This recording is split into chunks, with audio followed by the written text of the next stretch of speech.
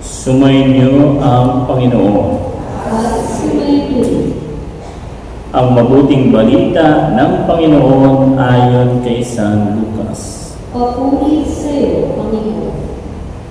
Noong panahon iyon, sinabi ni Jesus sa kanyang mga alagad, ganito ang nasusulat, kinakailangan magbata ng hirap at mamatay ang Mesiyas, at muling mabuhay sa ikatlong araw.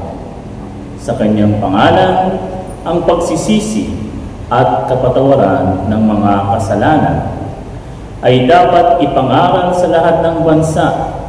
Magmula sa Jerusalem, kayo ang mga saksi sa mga bagay na ito. Tandaan ninyo, susuguin ko sa inyo ang ipinangako ng aking Ama, kaya huwag kayong aalis sa lungsod hanggat hindi kayo napagkakalooban ng kapangyarihan mula sa itaas. Pagkatapos, sila'y isinama ni Jesus sa labas ng lungsod pagdating sa Betania. Itinaas niya ang kanyang mga kamay at pinagpala sila. Samantalang iginagawad niya ito, siya na may lumalayo paakyat sa langit. Siya'y sinamba nila. Pagkatapos, sila'y nagbalik sa Jerusalem. Taglay ang malaking kagalakan. Palagi sila sa templo at doon nagpupuri sa Diyos. Ang mabuting balita ng Panginoon. Pinupuri ka namin, Panginoon Jesucristo. Magandang hapon po sa inyong lahat. Magandang hapon po. Batiin mo nga yung katabi mo, sabihin mo, good afternoon, brother, good afternoon, sister, and still, Happy Easter. Hindi pa po tapos ang Easter, ha? Tayo ay nasa Easter season pa rin po. No? At dahil dyan, may kukwento ko sa inyo, no? Tungkol sa pag-akyat. Kasi today, we are celebrating the ascension o pag-akyat sa langit ni Jesus. No? Meron tatlong magkakaibigan na estudyante, no? Working student. No? At sila po ay pumunta sa party. Meron silang dormitory doon sa taas ng isang building sa Makati. Siguro mga 10th floor, kanilang apartment. No? Ang kasakasamaang palad, sila ay nalasing at napagabi ng uwi. No? So sabi nila, patay, paano tayo aakyat doon? Ang elevator is hanggang 9 o'clock lang. So kailangan tayong maglakad papunta sa taas, no? Ang ating ang kanilang floor is at least nasa 9th floor or 10th floor, no? So paano gagawin natin? Lasing na sila, no? Sabi, para hindi tayo maboard pag akyat, no? May naisip yung isang kaibigan niya, no? Si Pedro. Sabi ni Pedro, ganito na lang, every 3rd floor magkukwento ang bawat isa sa atin para hindi tayo makatulog at dire-diretso. Oh, sige. So sabi ni Juan, ako mauna, ha? Sabi niya, oh sige, ang ikukwento ko ay yung mga nakakatawa. Sige. Ikaw naman, Pedro, next floor, so 3 floor uli yan. Sabi niya, ang ikukwento ko naman, nakakatakot. Ayan, para hindi tayo makatulog. Sige. Tapos, ikaw naman, Boy. Sabi ni Boy, ako, nakakaiyak. Sige. So, natapos yung first floor, nag-start si Pedro, puro mga nakakatawa, tawa sila ng tawa. O, sabi niya, tapos na ako, nakaabot na sila sa 3rd floor. O, ikaw naman, si Juan, alam niyo ba na ganito, ganyan. Natakot sila, no? Tuloy-diretso siya sa Tapos, nung nandun na sila, no?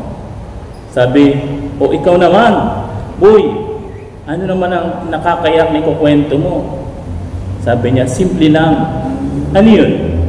Naiwan ko yung susi sa baba. Ayun. Nakakyat na sila sa, ikukwento lang pala niya ay naiwan niya yung susi. Sabihin, babalik uli sila sa baba. So, iyak silang tatlo. Pinaghirapan nilang magising para makakyat. Umiyak lang sila pagpababa. Alam niyo po, wala po tayong dapat iiyak katulad ni Juan at Pedro. Dahil sa pag-akyat ng ating Panginoong Jesucristo, tayo tinuturuan na gaano man kahirap ng ating buhay dito sa mundo, gaano man ang krisis sa ating bansa, alalahanin natin na meron tayong tunay na bahay o tutuluyan doon sa langit. No? At dahil diyan, meron tayong na-research kanina na 3 lesson tungkol sa pag-akyat ng Panginoon. Ang una, of course, yung tinatawag na retirement. Kasi akala nila, di ba, yung pag-alis ni Lord is something like a retirement. Ano ba yung retirement? No? Siguro yung iba sa inyo dito, gusto nang mag-retire. Di ba? No? Yung iba, pag ako nag-retire, pupunta ako doon sa malapit sa beach. No? Mag-aano ko sa, mag-around the world ako. Ganyan. No?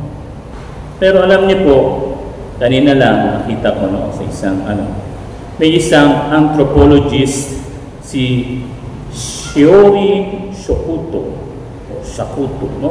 Isang Japanese anthropologist. Sabi niya, sa 1,000 na Japanese na mga senior citizen na kanyang pinag-aralan, yung mga nag-retired. No? Alam niyo po, yung nag-retired na sila, hindi sila nagtatrabaho, no? Naging miserable ang kanilang buhay. No? At yung iba, na dating walang sakit, nagkaroon ng maraming sakit. No?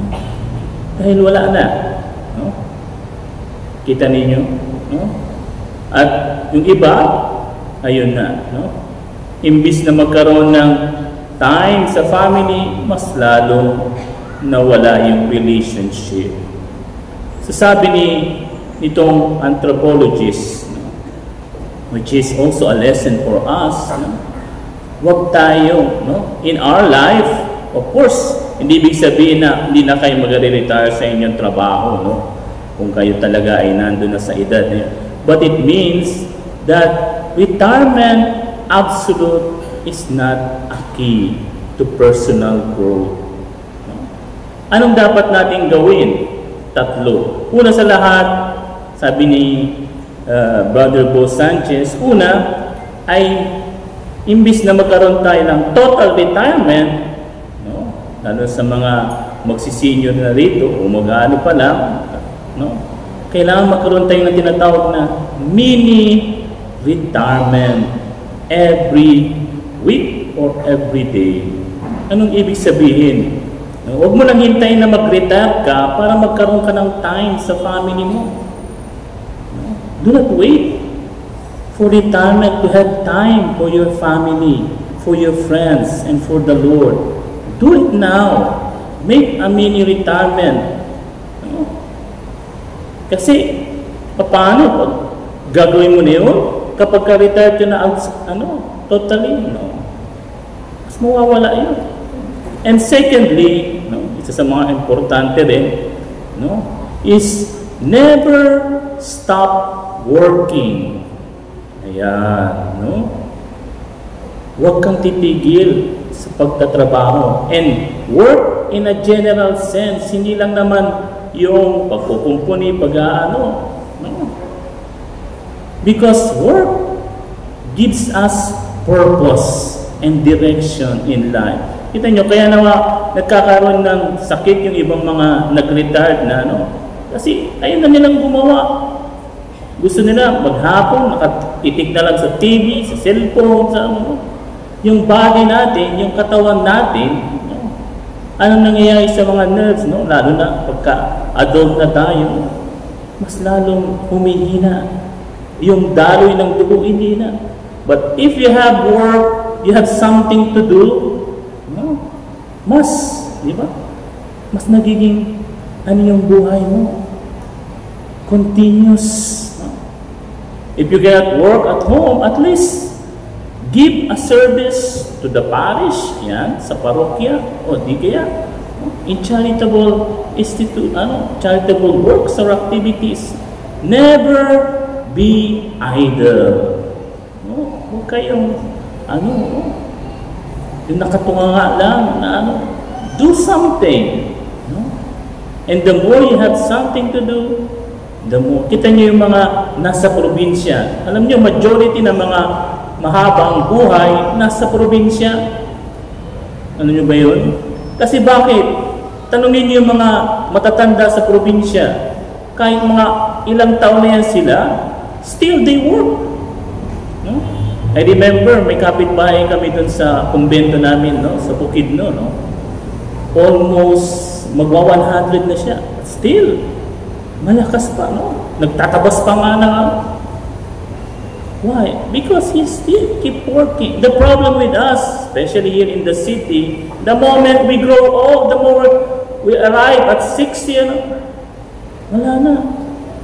Ay, dito na lang ako sa loob ng bahay. Ay, ayoko nang lumabas. Ay, ano. That's the problem. And then, ito. Pag dumating yung depression, stress, see what happened.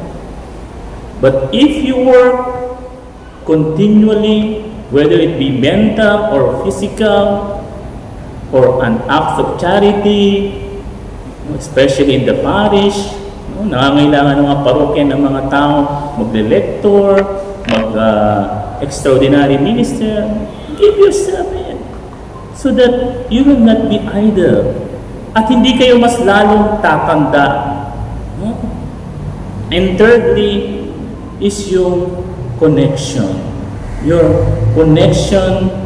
to your loved ones and especially to God. Huwag mo nang hintayin yung retirement mo para magkaroon ka ng time kay Lord at sa iyong kaibigan at sa iyong mga mahal sa buhay. Do it now. No? Sabi ko nga kanina, a mini retirement. No? And secondly, ano pa yung tinuturo sa atin ng ascension? That although Jesus went up, first, of course, pwede namang sabihin ng mga apostol, Lord, isama mo lang kami, bakit mo pa kami iniwan dito? And yet, anong napakinggan natin sa gospel? They continue and they are happy. No? Sabi nga ni Father Joel, hindi lahat ng nauna, it means they are successful. The first is not always the best. Minsan, kailangan din mahuli para maging successful. Kita ninyo, sinong mas blessed sa dalawa? Si Noah o si Abraham? Tahimik. Sinong nauna? Si Noah o si Abraham? Si Father Jeremy. Sino nauna? Si Noah. Diba? Pero sino ang naging tatay ng lahat ng mananampalataya? Si Noah ba o si Abraham? Si Abraham. Di po ba? Punta tayo sa medyo banal ng konti para makalink tayo sa mga younger generation. Ano ang nauna? Nokia o iPhone? Diba? Pero ngayon, anong mas mahal? Nokia o iPhone? iPhone, diba? Dating Nokia, no? Naalala ko no? Pag meron ka na, no? Uy, wow! Diba? Tapos pag nahulog mo, ano? Pero ngayon, no? Kahit ilagay mo yung Nokia dyan, walang magnanakaw, maano mo pa pinsan, no? Pero iPhone, wow! Nakakalungkot nga, no? When I was in Italy, no, alam nyo, may isang teenager, mga nasa 18 yata o 20, binenta yung kidney niya, makabili lang ng iPhone. Kita nyo yan? Nagbenta ng kidney just to buy an iPhone. An up-to-date iPhone. So see, not always the first is the best. Kaya nga, kung ikaw, meron ditong nag-take ng board exam, hindi ka nakapasa ng first, huwag ka mag-alala. Don't worry. You still have many chance to again be successful, no? Nang makapasa ka sa board exam. Kung hindi ka man ngayon nagsasucceed sa iyong career, don't worry. It's not your time. Wait for the proper time that God will give you to be successful. Huwag nating i-compare ang ating sarili sa iba. Huwag nating sabihin, nauna na siya, ganyan na siya. No. O isa pa, kilala niyo yung founder ng Kentucky Fried Chicken. Sino yun? Kalimutan ko yung pangalan. No? At alam niyo ba na yung nag-found ng Kentucky Fried Chicken, kung ilang taon siya bago niya nagawa yung Kentucky Fried Chicken, which is all over the whole world na. Is he a young man? No. Kaya nga diba, makikita nyo doon sa picture ng Kentucky Fried Chicken, yung matandang may balbas na puti na ang buhok. Because it was only at his 64 years old when he started Kentucky Fried Chicken. Ito yan, 64 years old. Senior na siya. But did he give up? Don't give up on us, babe. No, he did not give up. He did not say, meron ng mga, for example lang, meron ng mga donsi, meron ng mga andok, ayoko na, hindi na ako, no. He continued his career. And he acted, no? Tanungin ko kayo, sino nauna sa pato? Facebook ba o WhatsApp? Facebook o WhatsApp? Kita nyo. Yeah. Nauna ang Facebook. Kita nyo. Mas update pa pala ako sa inyo. Nauna ang Facebook. Ang WhatsApp, no, kalimutan ko na. Sorry, hindi ako masyadong sa mga pangalan. Alam nyo ba yung nag-found ng WhatsApp? Gusto niya, no, makipag-deal kay Zuckerberg. Tama ba yung pronunciation? No? Sa founder ng Facebook para lang ma-develop niya yung WhatsApp. Anong ginawa ni Zuckerberg? Initsapwera siya. No? Sabi niya, anin ko yung WhatsApp mo. No? Doon ka. But what did the developer of WhatsApp do? Did what Zuckerberg said? Binasura pa niya yung WhatsApp? Hindi. Anong ginawa niya? He continued to develop the application hanggang sa, no? Kita ninyo. Anong nangyari? Binili ng Facebook ang WhatsApp. At anong sabi ng developer ng WhatsApp? Ngayon, kukunin mo ako. So, ang nangyari, instant millionaire si WhatsApp. Bakit? Ginawa niyang triple yung bayad sa application na ginawa niya. Gusto mo ito ngayon? O, sige, bilhin mo triple. So, instant millionaire siya. But he was the second. He was not the first. And yet, see, he continued. Brothers and sisters, huwag kayong mag-alala kung kayo pangalawa, kung hindi kayo nag-succeed the first thing. What is important is do your best. Yan. Isa pa, para mas ma-encourage kayo. Alam niyo yung nangyari dun sa Pilipino nanalo sa X Factor ba yun? Sa The Voice. Diba? Diba, sumali siya sa It's Showtime. At diba, hindi siya nanalo. I think, third lang yata siya something. No? Pero, nag-give up ba siya? Sabi niya, ay, ayoko nang kumanta. No. What did he do? He went to America and auditioned there. And what happened? He became a phenomenon. Pinalakpakan siya. Marami ang humanga sa kanya. See? At the first you do not succeed, sabi nga, di ba, may kasabihan, try and try again until you succeed.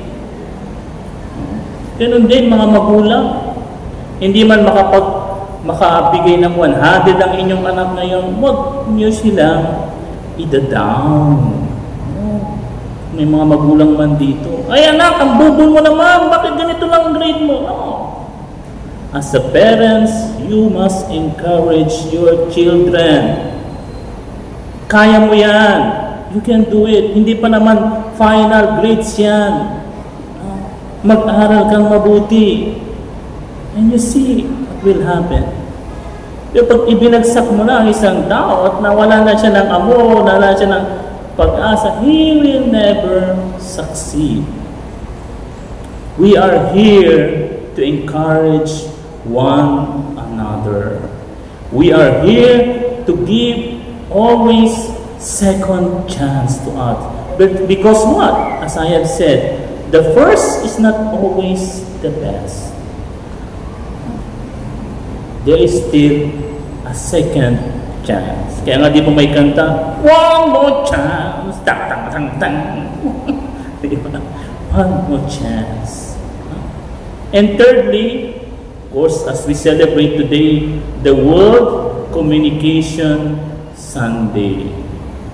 Kaya nga, as I have said on the first two, regarding retirement and regarding the success of those who are second, we should use the social media to be an inspirational brothers and sisters, a missionary of Christ in the social media. And of course, pinasasalamatan natin lahat ng mga nagtatrabaho sa SOCO, lahat ng mga nasa communication ng Diocese of Novaliches, dito sa parokya, lahat sa mga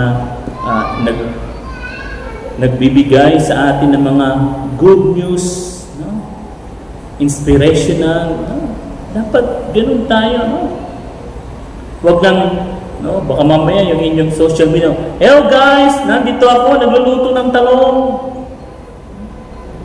Baka pala ganun, Sana we try our best also to use the social media to encourage one another. Guys, kamusta na kayo? I hope you are be blessed. Guys, good morning. Hope for your best. Hope that you will be happy today. Encourage one another. Help one another. As Christians, we are called to encourage one another, to lift our hearts, to to help one another, even those kind of kind words. Ayan, no? Sana sa social media, i-promote natin yung kind words. No? Not mura. No? Ayan, no? Nagiging pangit sa atin. Yung mura, parang nagiging common na. No? Ayan, no? Sana we fill our social media account with encouragement and kind words, because all of us are missionaries of Christ in the social communication. No? Sana pagbukas ng iyong account sa Instagram, sa TikTok, sa Facebook, mapapangiti at matutulungan yung mga tao, sabihin na, ay salamat, binati ako ng good morning ni sister, ni brother, at kahit pa paano, gumaan ang aking pakiramdam. Diba? May it be our challenge to us. That's why every year, the church is celebrating this World Social Communication Sunday, so that we are encouraged to communicate good and kind words to others. And let us continue this Holy Mass asking the Lord to continue our vocation as missionary on social communication.